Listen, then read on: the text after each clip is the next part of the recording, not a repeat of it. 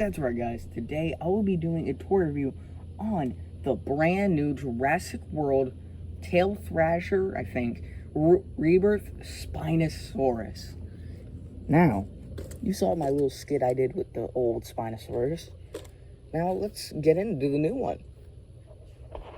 The new Spinosaurus has a dry brushing of a bright brownish color on the top jaw, which then soon fades back out into the darker brown color, with yellow stripes going from the neck, up the spine, and down to the end of the tail. I gotta admit, this is probably the most paint we've seen on a Mattel figure in quite a while. Now, the toenails are not painted. Instead, they're actually a separate piece of plastic. Disappointing? Maybe. But do I care? No. As long as there's, at least some toenail differentiation in this, I'm happy. The teeth are that soft rubber that Mattel has been recently using to give it that more sharp look. And honestly, I think they are really nice. The inside of the mouth has great detail, painted with a bright glossy pink to give it that wet texture. The same kind of rubber for the teeth are used on these little spines you see along the spine, which are all, if I'm correct, are the same piece going around. The spines on the tail are a part of the mold, which means they're hard, like the rest of the sculpt. The underside of the Spinosaurus is also well painted, for the most part at least. A nice little white going from the beginning of the neck to the middle of the torso. Although it would be nice to see the white go all the way down to the tip of the tail like the yellow does, but it's okay. It's whatever. The eyes are painted with a greenish mustard color with a dot for the eye, which is funny because on the box it says there's a slit eye, so I don't know what that's about. I don't think I've seen anybody talk about this, but the legs are a different color than the rest of the body in the sun. It's it's not really noticeable, but from this angle it is. And if you think that's just the sun, it's not. I'm blocking it. See, brighter color down here than it is up here, which then has a little bit of dry brush around. What's also more noticeable in person is that the tip of the tail is complete different plastic and is a completely different color.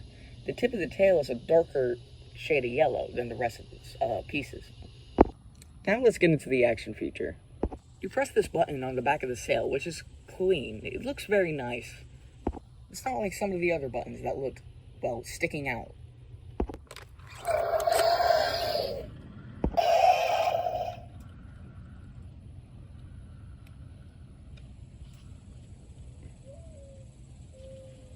The head moves left and right while the jaw opens in the middle, closing on each side. While the tail is made of multiple pieces, giving that more fluent-like feel as it moves. Nice. More lifelike, if you will. Because it has a flywheel mechanism, that means you can press it multiple times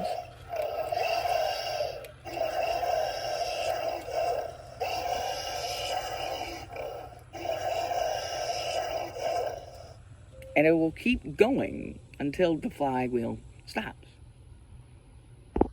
The arms are not painted, or well, they are, kind of, but there is no fingernail paint, so that's kind of sad. There are these two little crests above the head, which, honestly, I'm not too big of a fan of. You either give it a crest or not. That's barely a crest. The nose is all the way back here, while there is no ear holes, which is kind of weird because they gave the D-Rex ear holes, unless those are, extra nostrils, which I doubt because they're, nostrils up here, which would be really weird. But other than that, this figure is very nice, and I really do recommend it. Although I'm not the biggest fan of this redesign of the Spinosaurus, it would have been nice to see the JP3 one. But honestly, I like it. Not the biggest fan, but I really like it. If this wasn't a Jurassic character, or a dinosaur for Jurassic, then this would be an amazing toy to have. One issue I do have is that the sail seems a little too boxy. Which, I mean, it is kind of like that in the trailer, but again, I haven't really focused too much on that. I've just watched the trailer like a few times.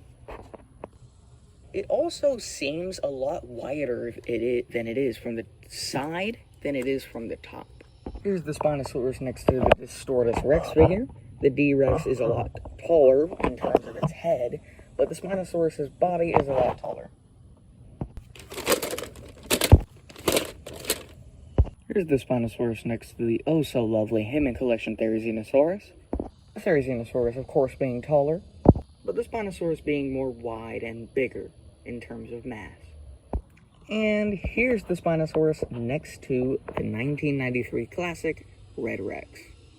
The Rex is slightly tall. Oh my gosh, you bugs are so loud. The Rex is taller than the Spinosaurus where the head is, but the Spinosaurus completely defeats the T-Rex in terms of its sail height.